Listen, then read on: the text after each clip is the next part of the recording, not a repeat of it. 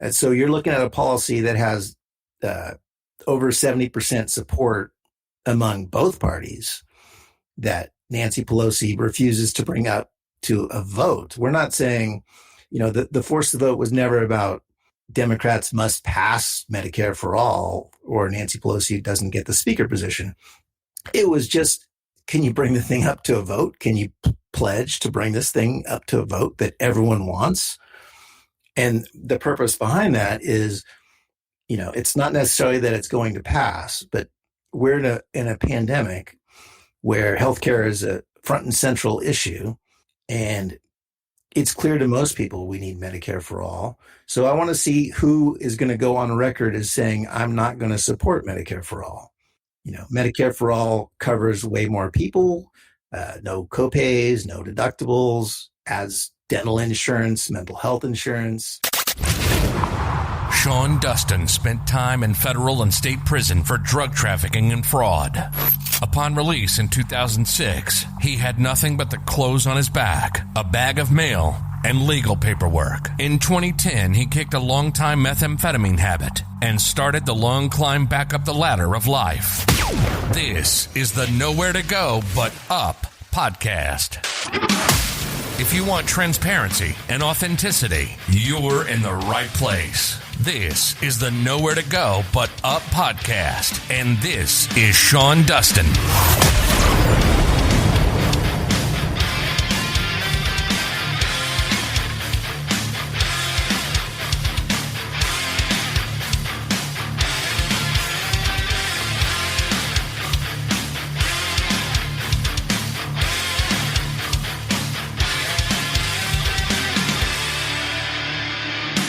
This is the Nowhere to Go But Up podcast, and I am your host, Sean Dustin.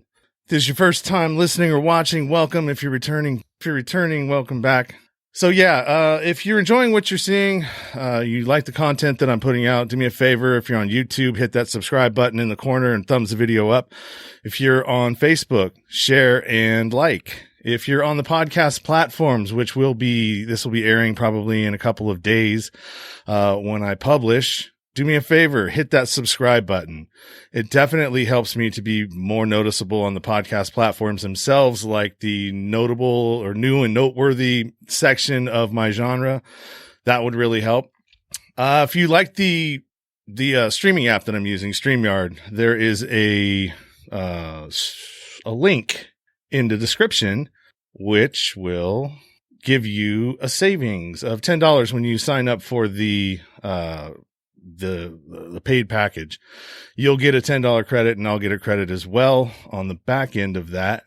The link's right there. All the links for my guest and myself and anything that I flash up during the broadcast will be available in the show notes or in the description. So tonight, my guest is Patrick Coate, or also known as Pat the Burner on Twitter.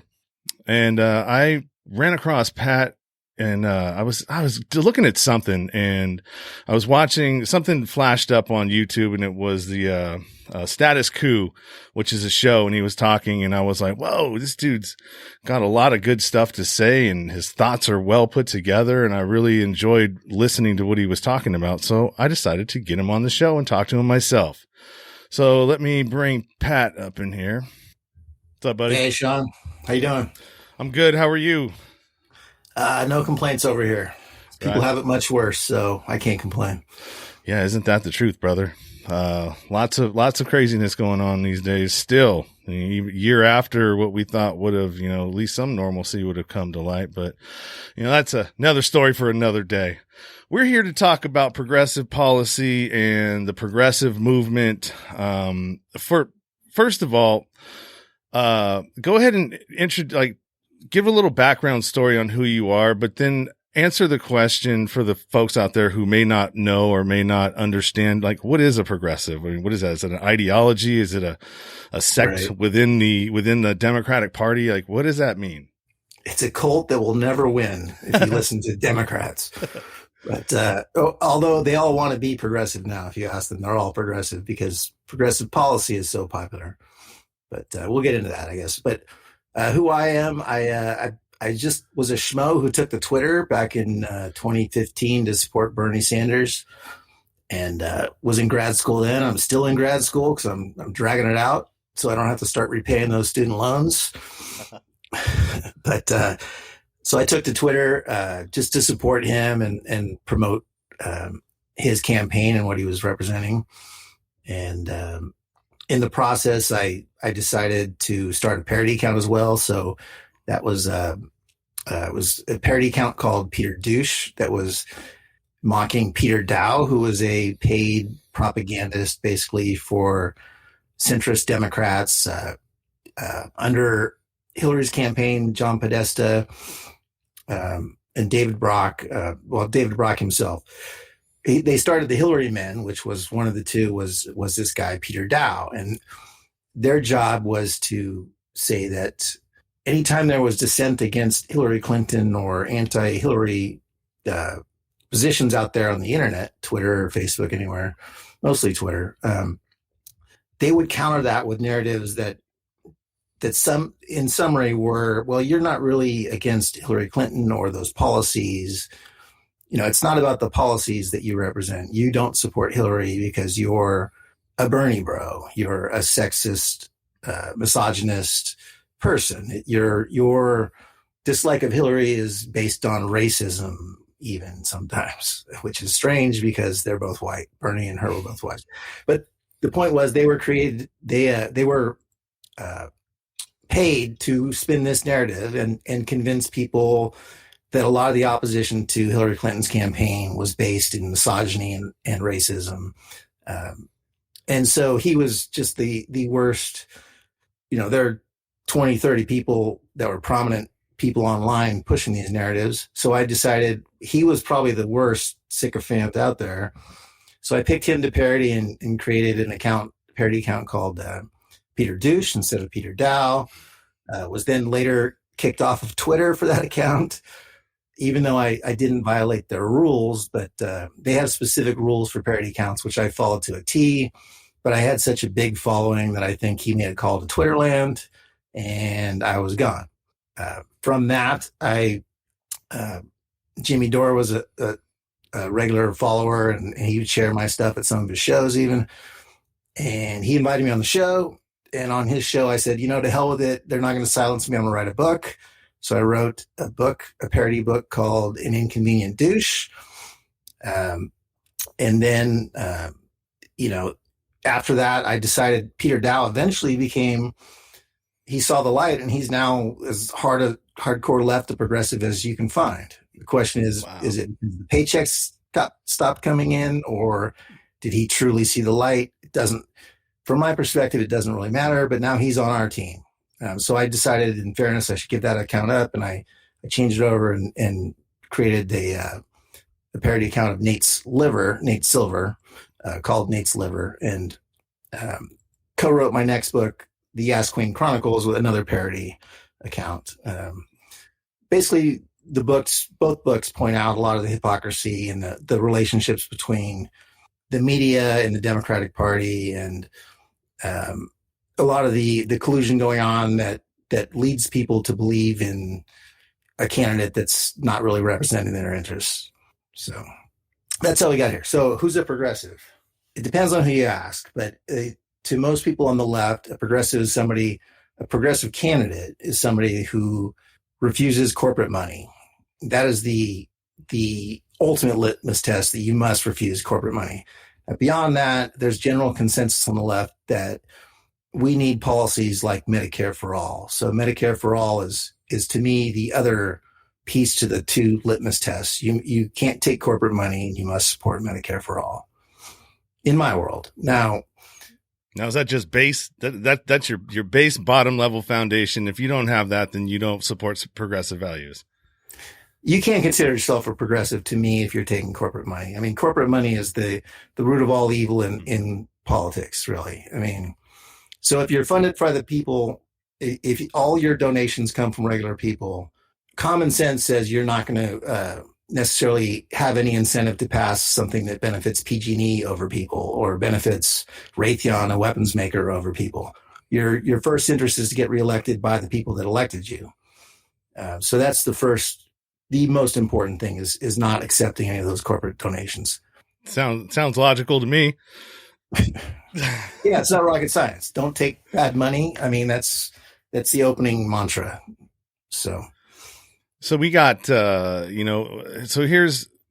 there's about, I don't know the exact number, but like what, 6, what they call themselves, the Justice Democrats, which are, Ro Khanna, Alexandria Ocasio-Cortez, and there's some other ones. Ilhan Omar, right. And the list goes on. So Justice Democrats was founded to be endorsed by the Justice Democrats. You had to not take corporate money. So the jury's still out on how much those people are representing us right now.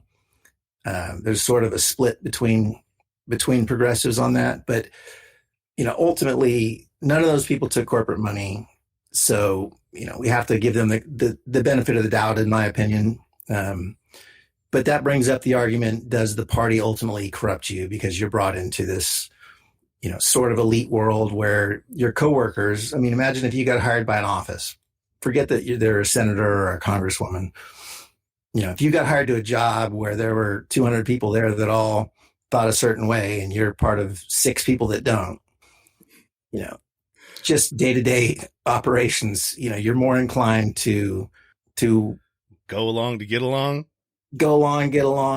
see your peer, it doesn't mean that they're corrupted, but it's possible to have the wrong strategy after a while. When you're in that world, you start seeing things their way a little bit. You're around consultants that are constantly arguing against things like Medicare for all on behalf of the party. And I don't think they've necessarily lost their way or that they're not representing us. But those are the pressures they're under. And us as outsiders, it's our job, no matter what anyone says, we're not here to be fans of them. If I'm a diehard progressive, I'm not here to buy AOC t-shirts and put bumper stickers on my car. And ultimately her popularity and other progressive popularity, candidates, their popularity doesn't matter. I mean, we put them there to get things done. So, whether we put too much pressure on them or we put the right amount of pressure, I'd rather err on the side of putting too much pressure on them than just trusting that they are going to keep fighting for us. No, that's a good point. I mean, and that's like in any kind of elected position. I mean, at some point you need to be held accountable for what you were elected for. I mean, bottom line, right? You tell me you're going to try to get, Medicare for all, then that's what I'm expecting you to do. And, a lot of what we've saw, they had power to do that, with hashtag force the vote. That's a big one that, Jimmy Dore was pushing. And I love Jimmy Dore. I like the way that he just, kind of knows shit. Let's, sticking it right to him. Cause that's what you got to do. I mean, this isn't supposed to be an easy position. You have to make hard choices and choose what you're going to sacrifice if you're going to be there, unless you're there for your own celebrity. Right. Yeah. I mean, and you look at a lot of the squad members. I mean, they're like AOC specifically. She ran on literally bringing Medicare for all, forcing a vote on Medicare for all on the floor. So for people who don't understand the force the vote thing, maybe a little background story. So Force the Vote was a campaign basically started by Jimmy Dore. Someone gave him the idea, I believe. But the idea was that the squad and other people would withhold their vote for Nancy Pelosi to become Speaker of the House in exchange for bringing Medicare for all to a floor vote, which she refuses to do. And so you're looking at a policy that has over 70% support among both parties that Nancy Pelosi refuses to bring up to a vote. We're not saying, the force the vote was never about Democrats must pass Medicare for all or Nancy Pelosi doesn't get the speaker position. It was just, can you bring the thing up to a vote? Can you pledge to bring this thing up to a vote that everyone wants? And the purpose behind that is, it's not necessarily that it's going to pass, but we're in a pandemic where healthcare is a front and central issue. And it's clear to most people we need Medicare for all. So I want to see who is going to go on record as saying, I'm not going to support Medicare for all. Medicare for all covers way more people, no copays, no deductibles, adds dental insurance, mental health insurance, all kinds of things. And study after study shows that it saves us money versus our current system. So by forcing the vote on it, for the first time, you get to hear the opponents of it. What's their argument going to be? Because it's a weak argument that's easily debunked. And if they're put on record in public debating against Medicare for all, let's hear why, and let's have them pay a political price for it. So that's the whole point of force the vote. And then that's what they talk about being primaried once we know what you stand for and what you don't, because they've been kind of working covertly since the first bailout. I mean, the first one was actually a voice vote, wasn't it? Like they didn't even, the first trillion, the big bailout, the first one was kind of a voice vote. So no one really knew who did what. Everybody could say, well, I didn't, even though if you listen to the yay, nay in the hall, it didn't sound like there was a whole lot of nays. Yeah, right. And I mean, if you look at, the importance, there are levels of support. Like all these candidates say they support issues until the vote comes up, So the recent battle for the COVID recovery package, COVID relief bill, the important part was to get, there's a lot of good things in the bill, but our only chance really of getting $15 minimum wage passed right now was to be in that bill. And you end up having 8 Democrats, one was an independent, so 7 out of 8, who all said they supported $15 minimum wage, or at least increasing the minimum wage. And, these people ran on it in many cases. Many of them ran on an actual $15 minimum wage. And so here you got it included in a bill where it's increased to 15 over 5 years. We're not talking about like hurting businesses right now in the middle of a pandemic. That's not really true, because it's a gradual increase over 5 years. And so here you got 8 votes against it. And why it's really important, when you hear Democrats now saying, well, it's just that it was included in this bill, that was our objection. Well, you have to look at the realities and the dynamics in the Senate right now. We have a 1-vote majority. We have a tie split by Kamala Harris. Why that matters is we currently have a process called the filibuster, where if the minority party wants to take up time, they can basically filibuster. And they don't even have to. It used to be you had to get up in front of a mic and kill time endlessly. So you'd get people reading things like, the Constitution from the first line, and then the next guy would read Dr. Seuss for 7 hours, and you would just do that eventually, and until they decide they're not going to even bring it up to a vote because the other party has filibustered long enough that you just are over it. They're not going to let you vote on this thing. So anyway, the bottom story on this is that once a budget year, you're allowed this process called budget reconciliation. And that's how this COVID bill is being passed. Under the budget reconciliation rules, you only need 51 votes instead of 60 like you would need for every other bill that happens. And since the Democrats have 50 senators, you can only pass things in all practicality right now, because the Republican Party is just being pure obstructionist. You can only pass things this entire year through this one budget reconciliation process. So by excluding minimum wage from this bill, you're excluding it for the year. Mm-hmm. That's it, because it's not going to pass as a standalone bill. Mm-hmm. It has no chance to. Now, this year is slightly different in that this current reconciliation bill is a leftover from last year's budget. So we do get another opportunity in October. But people saying, okay, the COVID situation with people at home and out of work is so bad that, we should have another check, and Democrats will get us another check in a few months. It's not going to happen. Like anyone waiting on another check, there's 0.0% chance of another check, because you can't pass it. You need 60 votes to pass anything, which means you need to get 9 Republican senators to support anything you do. So literally nothing else is going to pass all year. I mean, if they remove the filibuster, that changes things because your standard Senate vote just needs the 51 votes if the filibuster process did not exist. Yeah, that's this whole thing is just so it doesn't make sense to me. I'm one that you're where my medical's tied to my work. And when you're not working, well, I was lucky this year, but I mean, when you're not working, especially in a construction in a union, you only got so much in your bank and your reserve hours to cover, what you're not working. And if you don't, then that's it. There's nothing, if you can go on Cobra, but that's like what, $1,200 a month. I mean, that's crazy. Right. So that brings up Joe Biden's current healthcare plan that he's looking to push, He's against Medicare for all. He's even said if Medicare for all came to his desk, he would veto it. But Joe Biden's master plan for all these people that lost their health insurance that's tied to their employment over COVID, you could be one of them potentially, is to subsidize the COBRA plans. So COBRA is basically 3 or 4 times your current health insurance bill, but the government is just going to pick up that bill under his plan.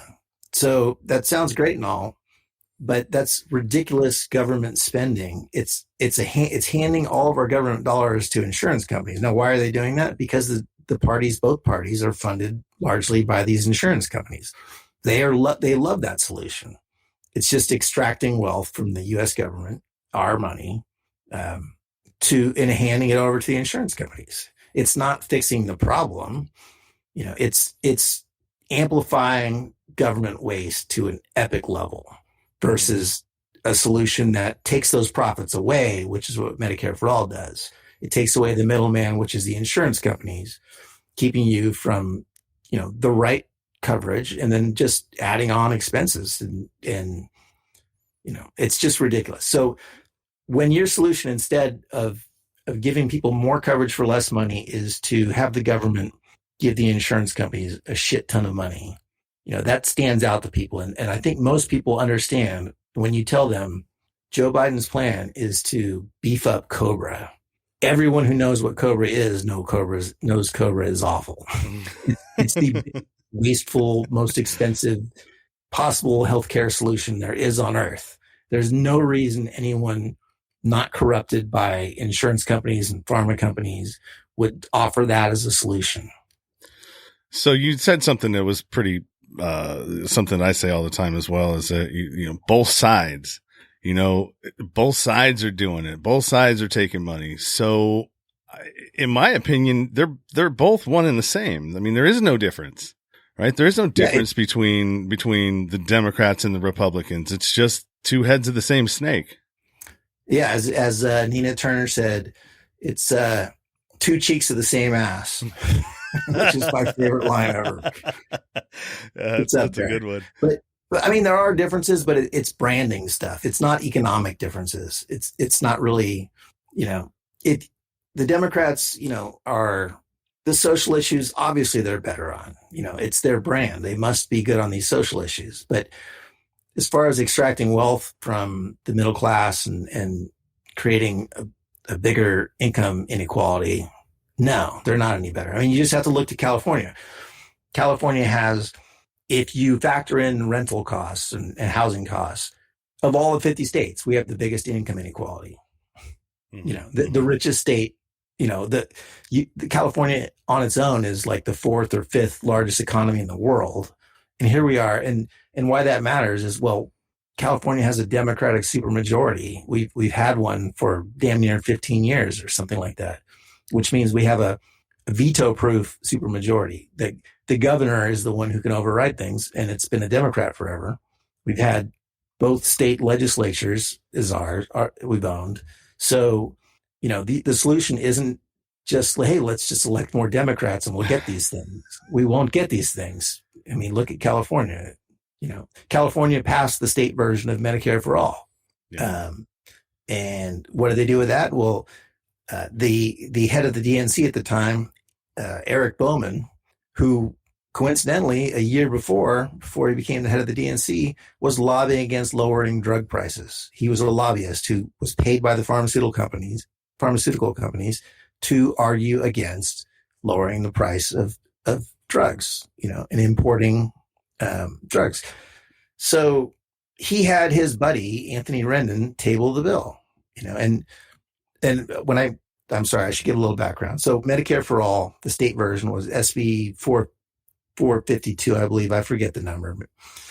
But we ran all these campaigns pressuring politicians in the state to guarantee that they would vote for Medicare for All. And we got their votes. We got the guarantees necessary to pass the bill. But because of a process within the California legislature, Anthony Rendon, who was buddies with Eric Bowman, the head of the Democratic Party in the state, was able to simply table the bill, which means he puts it into committee to investigate costs and expenses of these things. So it's never been up to a vote. I mean, it's just indefinitely tabled. So state Medicare for All is not going to happen as long as the Democratic Party has that in that. If that's their purview, they don't need to bring it to a vote. If one person is their fall guy. Yeah. It's so frustrating. I don't envy people who follow politics, because even watching mainstream media, in it of itself is traumatizing. And I don't mean to sound like whatever, but I turn it on and it's just the same thing, just constantly being bombarded at you. Bam, bam, bam, no matter what you look at. And it's like, God, turn it off, man. I don't want to hear no more. I feel like we're in I said this quite a bit. I feel like we're in an abusive relationship with our government. We are. We're with the government, the media, the Democratic Party, all of it. I mean, the one thing I would say is that if things would be a lot worse if we weren't always pushing back, because they'd get away with more, So even if we don't get real big progressive wins, like we don't get Medicare for All, imagine what they would get away with if there wasn't watchdog media, leftist media, independent media calling them out on it, and people challenging their narratives. But you mentioned mainstream media and how it's insufferable. Well, that's the real problem. But the optimism in that is that young people don't watch mainstream media as much. They don't watch television. It's made a big difference. The younger generation is very pro socialism. They don't trust mainstream media. They don't even watch TV. So, when an issue like Medicare for All becomes popular with 70% of the population, 51% of Republicans even support it, maybe a little higher than 50, but they have a majority of Republicans that support Medicare for All. Now, where did they get that message? They didn't get it from television. That's for damn sure, because all the networks do everything they can to present Medicare for All as a not viable alternative. So independent media is having an impact. And, even people like to crap on Twitter, but Twitter is the one place where people push back directly to all the narratives on mainstream media. And, Twitter may not be real life, but it's where the counterpoint to what you hear on TV is put out into the ether, and it does trickle into real life debates. So it really does matter that, you have your show on YouTube and Streamland, and I'm on Twitter bitching with another 2 million other progressives.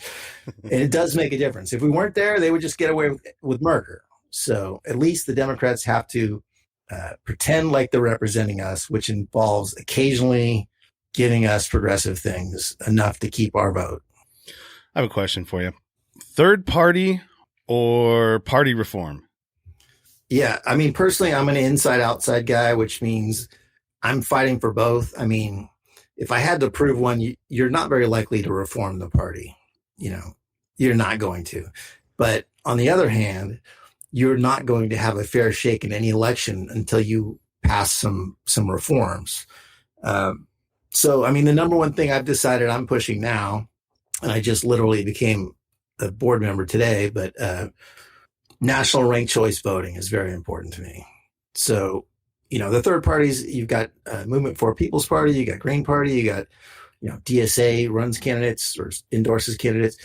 And I'm sort of agnostic about which one of those you support. I'm for any lefty progressive party, but none of them really have a shot because they're on a national level. Mm-hmm. Local elections, they're doing okay, and we're getting some movement there. But with national ranked choice voting, people it will give people permission to vote for a third party candidate without feeling like, okay, if my candidate doesn't win, I'm electing Trump or I'm electing whoever the Republican is, So that, I think that's a big push coming that people need to look out for, because pushing for the third parties on their own.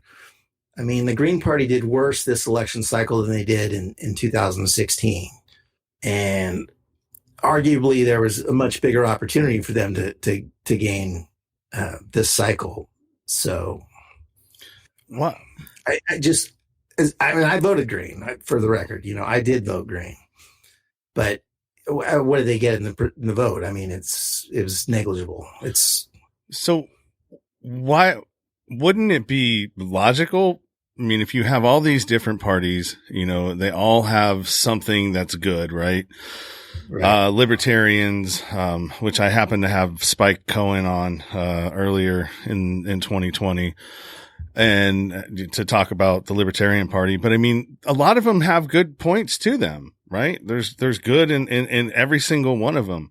And then you've also got the disenfranchised Democrats who, just don't want to be a part of anything that's going on. And they're looking for a home. Why can't they all get together and figure it out? Because here's the thing. If it even happened, would they let it? I mean, just think about it. Well, they go out of their way to make it harder to get ballot access, for these, that's one of the biggest problems is getting ballot access in a lot of these states. But I support a solution that, it may be a pipe dream, but I'm with you on that. What I would like to see is all these similar third parties, that you can't go to a hardcore, alt-right third party. Don't get me wrong. But you bring in people that consider themselves sort of allies, and you run an election on your own. You run your own primary, essentially, the Green candidate versus the DSA candidate versus the MPP candidate, and you all agree to put all your support for your national organizations into that one person. I would love to see that. Yeah, that sounds like a great idea. I mean, it's just the same thing you do, because when I was talking about the nonprofit, I had to go and look at different programs and things that are working in different areas. I went to Utah and went to a program there and was kind of, checked that out for a few days. I would love to go to Portugal and see how they're doing their, version of, making all the drugs are decriminalizing, drug possession and all that, and see the successes they're having there. I know that they're doing it up in, Oregon or Portland. That ought to be interesting as well. But I mean, it's collaboration. I mean, being a content creator, collaboration is one of the hugest things that we have. And that's one of our greatest gifts as humans, is our ability to collaborate and help each other to move things further. Yeah. And I would really like to see more of that. I mean, there's, as progressives, we fight a lot on the left, even the term progressive to some is like, oh, you don't want to be a progressive because the Democratic Party they call themselves progressives in the Democratic Party when they're not progressives. So we have a lot of infighting on the left, which, you've got DSA people fighting Movement for a People Party people, MP people fighting Green Party. But they need to come to the realization that none of them are going to get there with this war between all the factions, like you're saying. They do need to collaborate. My wish was, okay, so you've got the Green Party who, they're great on the issues. I support the Green Party on paper, like almost 100%. If you run down their issue list, there's like maybe 15 issues for for what it takes to be a president in my book, and they check the boxes. And so they've been around forever, but they're not growing their support. They're doing better on some local elections and things, but for a national election, they have no shot. But so here comes along the MPP, which is Movement for a People's Party, and they have no structure whatsoever in place. But they have the piece that the Green Party is missing, which is the flash, the branding, the marketing, big names coming in and speaking. You got, Dr. Cornel West, Dina Turner, Jimmy Dore supported him. Not that he's going to form a political party, but, you've got the flash behind them, where Green literally looked exactly like Howie Hawkins when if you saw any of his videos over the last year, he's running his campaign out of the basement with the file cabinet behind him. He looked like he should have his red stapler next to him. So if you fuse those two things, that was my hope, is that okay, we somehow form a coalition with MPP. But so for me, I'm focused on fighting for national ranked choice voting to make it all more possible. Mm-hmm. When people see that you don't have to vote necessarily for, people vote out of fear. Like the last two elections were both voting against the person you hated the most. It wasn't voting for someone you liked the most. Both candidates were the least two popular candidates in history, both election cycles. Mm-hmm. So people weren't like, hey, yay Trump the first time around. Now the second time around was a little different. People like Trump a lot. But in general, they were very unpopular people. It wasn't, if you had an alternative you could vote for without the fear of your vote costing us, electing a fascist, for example, with Trump. If you felt like Trump was a fascist, that would obligate you to vote for Biden and, to prevent that. But with ranked choice voting, you can vote for Green, and then your second vote goes to Biden. So if Greens don't win, well, you're voting for Biden still. You're not voting for Trump. So John Signer says, at least not in the time we have left before the planet starts on fire. Yeah, you might be right there, John. Yeah, so frustrating, man. But a lot of it too is that we pay attention to the national scene, and that's a huge distraction versus what's going on in your own backyard. A lot of what we're doing. I think the only time that I really ever felt anything that happened on the national stage was when Trump did he changed the tax deal. And I think the year before I got $2,000 back. I didn't do anything different, and I ended up owing 10,000. He did away with a lot of stuff. Yeah, he did away with a lot of the union write-offs, like union dues, everything that the union, it was all tied into that, because that was about 15,000 a year that I lost in deductions there.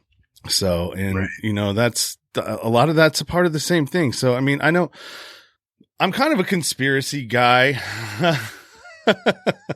I pay attention to a lot of alternative media, but I mean, just as somebody that's sitting back and looking at everything and all the different things that they have, okay, this has been taken away. This got taken away. They did this over here. They did that over there.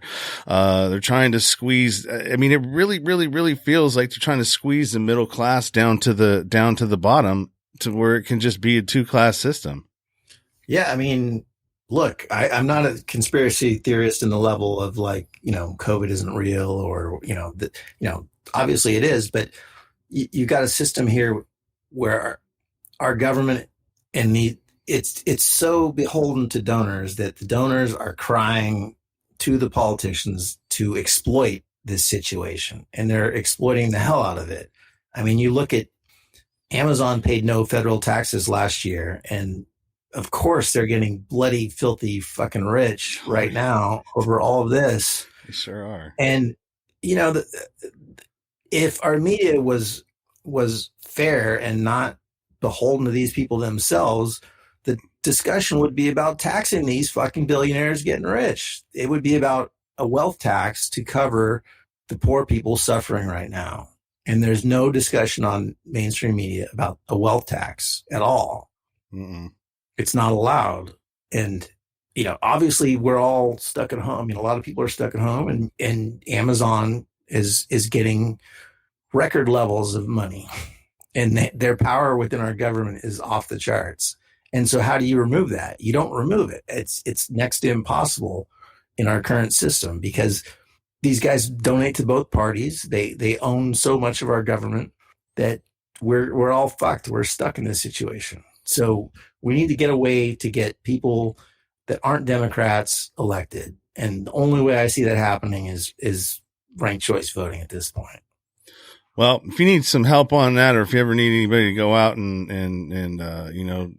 stomp on the ground and beat feet on the concrete, let me know, man. I'll go out there and help you out.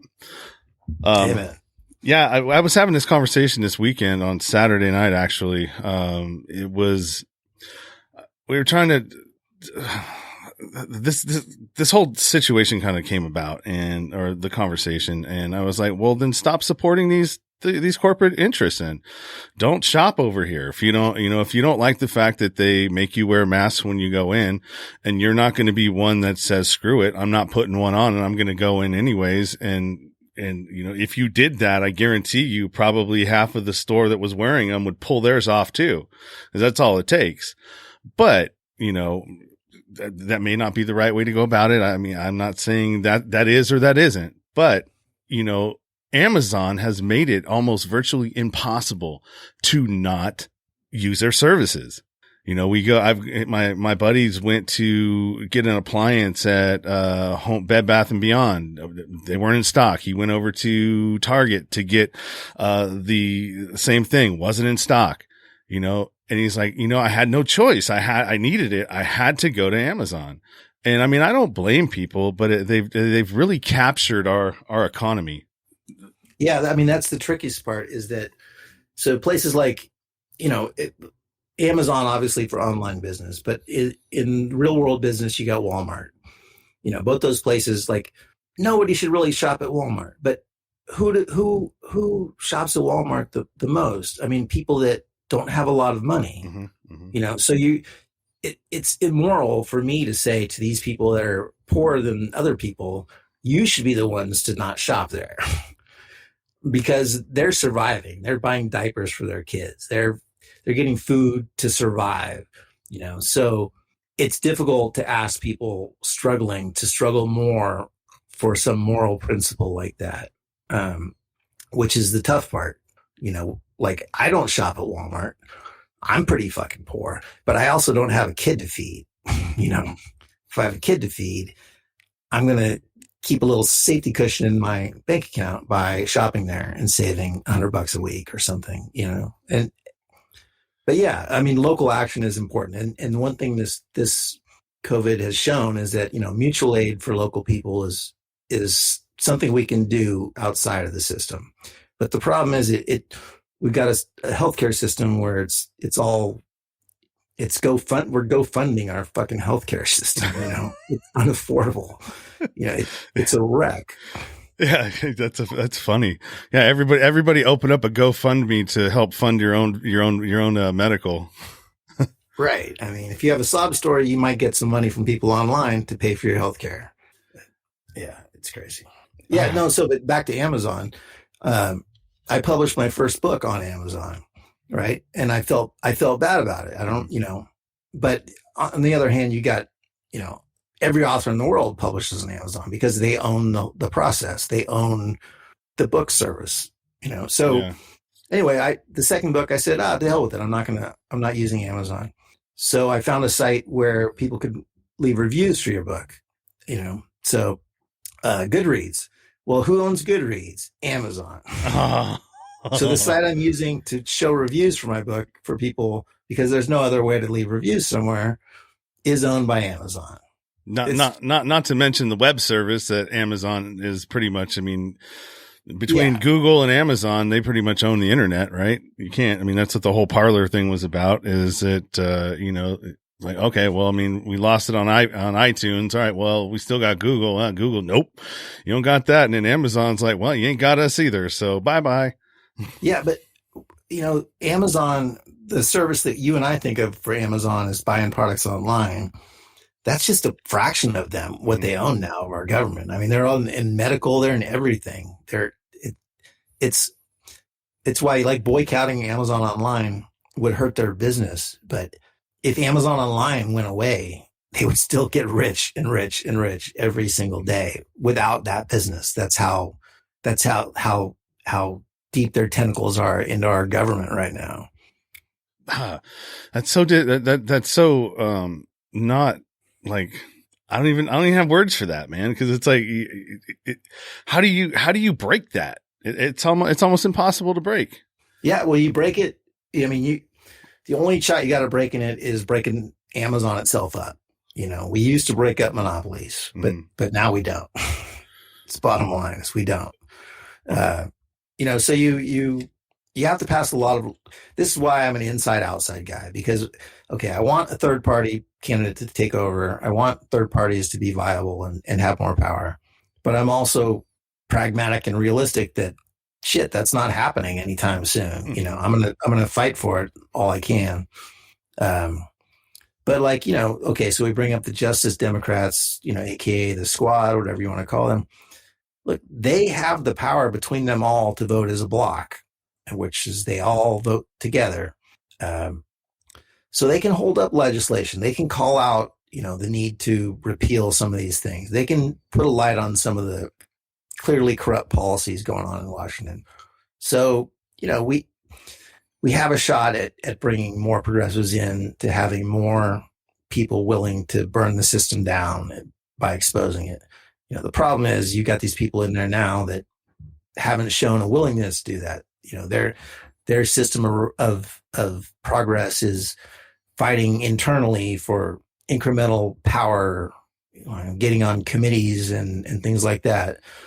What they need to do is take a lesson from the Tea Party and say, bullshit, we're not passing this period unless you include the $15 minimum wage, for example.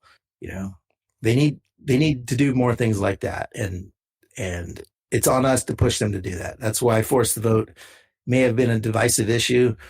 But we're going to force every vote all year and for the next 3 years. I mean, that's what they're up against. So to me, no matter where they stood on it and no matter where anyone personally like you and I stand on it, success of it or not, this last time around, it did put them on notice that we are all going to be calling their asses out and fighting for every fucking little thing. Yeah. So we'll see. Well, it's good to hear. I've got 2 questions you can choose from to answer one to take us out. But real quick, I want to let everybody know about the new series called The Real Untouchables, the Pecora Files, a new series. Watch it live Sunday at 5 p.m. Pacific time, 8 p.m. Eastern time on YouTube at Real Progress in Action YouTube channel, or on the Real Progressives Facebook group. Now, this was a series that was started by the host of the Macro and Cheese podcast, Steve Grumbine, as well as the producers and some of the whistleblowers from the new true crime documentary series called The Con. And you can actually watch The Con, the first episode of it, for free at thecon.tv. Go there. You can watch the first episode. It's a 5-part series, and it's really not a bad price. It's like $10, I think, to rent the series for 15 days. And it's really good, man. It's everything that The Big Short left out. I mean, Big Short was a good movie. I liked it, but they missed a whole lot. And the Con kind of picks all of it up and puts it together, shows you everything of how it was sort of played out. So we can either take this out on MMT, and how do you feel about it? Or buyer's remorse with Biden? Which one do you want? I'm going to go with buyer's remorse. Okay. Just to not alienate the MMT folks, because I love MMT. Well, I guess I'm already talking about both. So my issue with MMT, and I love MMT. I believe in MMT. It's just complicated to explain. And so now is a good space to get more in depth and push MMT. I felt like for Bernie's campaign, trying to use MMT, a system people didn't understand, to explain how we could afford programs was a tactical mistake. Not on Steve's part or not on MMT people's part. Just we had enough legwork to do to sell them on another belief they didn't understand already. And so now that the election is over, now I think we, push modern monetary theory. Now I think we need to push it harder, and people like Steve are doing great, and he's been doing it the whole time. So that's awesome. Buyer's remorse. Look, I didn't buy to start, so I'm not believing anything Biden's going to do. If you look at who he's hired so far to be in charge of the economic recovery, it's all the people that extracted wealth under Obama that were criticized for his Recovery Act. So, thinking, great, he's going to come in here and help poor people. He already took the $2,000 check that they literally promised people would be out the door immediately in Georgia. Yeah. And out the door immediately turned into 3 months, and 2,000 overnight became 1,400. And this just shows you our media, how much they were in bed with the Democrats. They barely challenged that it was that they will not tell you that Biden said it was $2,000, even though you got Warnock in Georgia, you got Ossoff in Georgia. Both those guys literally are on video saying, elect us and you got checks next week. Warnock ran ads on it, printed $2,000 checks. So they all knew it was 2,000. They all knew they were doing this bait and switch. So, and why? I mean, you're talking $600 a person, which, added all that up. It's like fulfilling their promise is $300 billion or something, which is nothing in a $1.9 trillion bill. So why do they argue to do these things? It's kind of irrelevant in the big picture mathematically. And if you believe in MMT, which you should, it's that our tax dollars don't go to federal spending. They don't finance federal government spending. So basically, there's no reason for them to short us on this stuff other than wanting to keep us in our economic places in life. Yeah, that's pretty accurate. I know that, when I learned modern monetary theory, because I was one of those people that was always out there going, taxpayer funded, you're stealing our money and blah, blah, blah, blah. And then when and it actually wasn't Steve Grumbine that put me up on it. It was another gentleman, that's a big person, or not a big person, but he's done some stuff and it's pretty outspoken, with the Real Progressives, a guy by the name of Jeffrey Ginter. And I had him on my show and he explained it to me and I was like, oh, so now I don't scream taxpayer funded anymore, because now I know it never makes its way back around to fund anything. It goes somewhere else, but it doesn't go there. Right. Stephanie Kelton is she's the one who more or less originated the theory, and she's part of I believe she's part of, well, I don't know. I don't want to overspeak, but I thought she got hired by Biden's campaign on some level. I could be wrong. No, she was hired by Bernie's campaign. Yeah. Yeah, she was hired by Bernie's campaign. So yeah, never mind that. Yeah. So, I mean, I've enjoyed this. Thank you for all of the information that you've shared. We're up at 5:55. Went a little bit longer. That's all right though. So any last words, anything you want to say? All of your socials, I've been flashing them up and they're also available in the show notes. You saw the description. If you got anything that I missed, or if you just want to say them anyways. No, well, so if you're interested in supporting the book, savageandpat.com, the latest book. Where is it? Here. And yeah, I mean, the book's a parody. It's a simple way the idea was no one wants to go buy a political book. I'm not going to go buy a book about politics, but this is all satire and humor and exposes a lot of things wrong with the party in a way that is kind of simple. You can have a laugh, drink a beer. So savageandpat.com for the book. Yeah, I like that. Yes, queen. Yes, queen. That's what I thought every time when I say it, when I read that voice goes off in my head. Yeah, the best was Nina Turner gave us one. So awesome. Awesome. Yeah. All right. Thanks for having me, man. Yeah, no problem, man. No problem. Thanks again for stopping by. Hang out for just a second. I'm going to close us out. I'm going to put you down back in the green room, and I got some, a couple of things for you after that. Thanks, Pat. I appreciate it. All right, man. That was a great interview. So stay tuned. This is the first of 4 this week. I have one lined up at 5:00 tomorrow, 5 p.m. tomorrow. Carolina Stevens, who is a life coach, and she's going to be talking about one of her bottoms that she went through in her life. We have David Weiss coming up on Thursday at 6 p.m. The flat earth guy. You know, he's going to try and pitch flat earth to me. He's been making his way around all the podcast platforms, and he made his way onto mine. So we're going to talk about that. And then also Daniel Lucas on the 12th, and he does the Avenger Lego series on YouTube, who I voiced over, what was that name? Adam Warlock, the character for that. So I decided to have him on because it's kind of interesting after I watched it and how he put it all together. And so I'd like to talk to him about that.